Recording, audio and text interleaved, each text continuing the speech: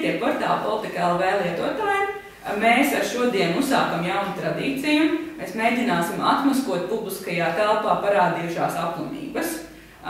Mēs iedvesmojamies no tāda ASV šķiet projekta Fact Check, kad katru reizi, kad viņi redz, ka kāds politiķis vai kāds mēdījis ir publiskajā telpā nācis klajā ar nepatiesu paziņojumu vai vismaz aizdomīgu paziņojumu, viņi uz to reaģē, dodot cilvēkiem patiesu informāciju. Un mēs nolēmām sākt ar lielo aktualitāti, proti tiesnešu algām, jo skatoties LNT ziņas un lasot preses aģentūru, mediju aģentūru sniegto informāciju, radās iespējas, ka sākot ar nākamo gadu jau tālu iesais Latvijas budžets vēl vairāk paliesēs dēļ tiesnešiem, un plus vēl viņš paliesēs par konkrētu naudas summu, proti 27 miljoniem latu, kas tiešām ir tāds grandios apmērs. Tas būtu grandios apmērs, ja tā būtu taisnība, bet tā, diemžēl, vai par laimi, nav taisnība. Šī summa neaizies tikai un vienīgi tiesnešu algām. Vakar es biju Saeimas juridiskajās komisijas sēdē, kurā bija sanākuši kopā deputāti, tiesneši, finanšu un tieslietu ministrijas pārstāvi, diskutēja par jautājumu, kā izpildīt Satversmes tiesas spriedumu. Un tiešām izskanēja informācija par to, ka no 2011. gada būs nepieciešams šeit 26,7 miljonu lati. Bet šeit uzreiz jāsaka, ka šeit 26 miljonu lati nebūs tikai tiesnešu algām. Tas vispār budžets, ko papildus būs nepieciešama visai tiesu varas sistēmai, un proti arī prokuroru algām. Tas ir saistīts ar to, ka prokuroru algas ir atkarīgs arī no tiesnešu algām. Līdz ar to tā summa tāpēc arī kļūst daudz lielāka. Bet kas būtiski, ka tiešām šie miljoni nav tikai un vienīgi tiesneša algām. Jā, un vēl varbūt svarīgi ir pateikt, ka 26-27 miljoni tas ir viena lieta, bet cita lieta ir veidojās diezgan nepareizs priekšstats par to, ka tiesneši šobrīd saņem gigantiskas algas.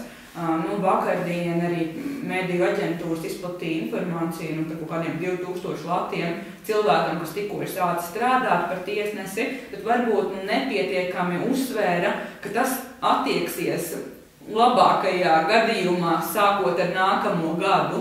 Šogad tiesneši saņem lūk šādas dzeltenā krāsā iekrāsotas summas, un jūs varat ar šo tabulu uzmanīgāk iepazīties portāla Politika LV pie resursiem saistībā ar šo klipu. Jā, domāju uzreiz, ka šie skaitļi pēc šīm kvalifikācijas piemaksām, kas tiesnesis vēl papildus nāk, un arī, piemēram, tiesas priekšsēdētājiem vēl nāk par piemaksu par to, ka viņš vada tiesu konkrētajā gadījumā. Bet šeit uzreiz arī jāsaka, piemēram, šies 808 lati rajona tiesas tiesnesim, tie ir patiesībā arī ir, jo rajona tiesas nesaņem piemaksu par kvalifikācijas klasi. Viņam šobrīd netiek piešķirta šī kvalifikācijas klase. Un turklāt tas ir cipars uz papīra, un ja mēs tā domājam par tiesnešu noslogotību un arī par to, cik atbildīgi viņiem ir jāpieņem lēmumu, cik daudz viņi var ietekmēt, tad tā summa tiešām šķiet, neliela. Tieši tā. Taču tas, kur ir taisnība medijiem atspoguļojot visu šo jautājumu, ir, ka iespējams sākot ar nākamo gadu tiesnešu algas ļoti būtiski pieaugs. Tam ir diezgan sarežģīts skaidrojums, kāpēc tas tā notiks. Patiesībā pēc pirmā Satversmes sprieduma tiesnešiem tiešām algas pieaugs. Es varbūt precizēšu, tas pirmais Satversmes tiesas spriedums. Tas bija par algu iesaukšanu. Viņš jau ir pieņemts. Viņš jau ir pieņemts, un tas arī tāpēc bija arī vakar tā tikšanās Saeimā un diskutēja par to, kā šo spriedumu var izpildīt.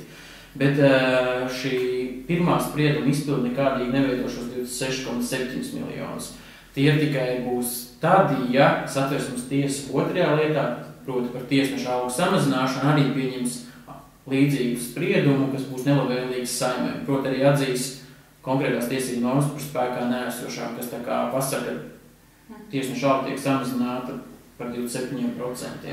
Es pareizi atceros, ka tas pirmais Satversmes tiesas spriedums, par ko tu runāji, tas bija, ka Satversmes tiesa nolēma, ka Saeimai nebija tiesības iesaldēt tiesnešu algas, jo tiesneši saņem algu, teiksim, vēl aizvien balstoties uz to summu, ko 2005. Gadā saņēma tāds vidējais ekonomikā nodarbinātais cilvēks. Un bija sākotnēji plānots, ka šī piesaiste būs nevis pie 2005. Gada, bet teiksim, pie iepriekšējā gada. Teiksim, šogad tiesnešiem būtu vajadzējis saņemt algu, skatoties uz to, ko saņēma cilvēki 9. gadā. Tur tā problēma, patiesībā, ko Satversmes tiesa ir akcentējusi, ka kamēr valsts pārvaldē šī alga pieauga, tiesnešiem šī alga tika iesaldēta. Patiesībā viņi, kā redzams, arī no šīs tabulas 2007., 2008. un 2009. Gada 1. jūlijam viņi ir nemainīgi. Jā. Lai gan mēs ļoti labi zinām, ka šajā laikā valsts pārvaldē šī alga diezgan strauji kāp uz augšu. Un tad jūlijā, cik es saprotu, Saeima nolēma arī tiesnešiem, neskatoties uz to, ka viņiem 3 gadus alga bija vienā līmenī, viņi nemainījās samazināt šo algu. Jā, par 15% tika samazināts algu. Un Satversmes tiesa pateica, ka šī iesaldēšana nav likumīga, un tagad Satversmes tiesai vēl ir jālemj par to, vai Saeima drīkstēja samazināt tiesnešiem algus vēl par kaut kādiem procentiem. Vēl par 12%, līdz ar to kopsumā par 27%. Un tad, ja Satversmes tiesa, teiksim, pasaka, ka arī šis samazinājums ir nelikumīgs, tad gan mēs redzēsim šīs jaunās algas, kuras... Tad, kad, protams, mēs nonākam pie šīm lielajām algām, ko, piemēram, rajona tiesnesis pelnīs apmēram 2000 lati. Un tev šķiet, ka tas ir pārmērīgi?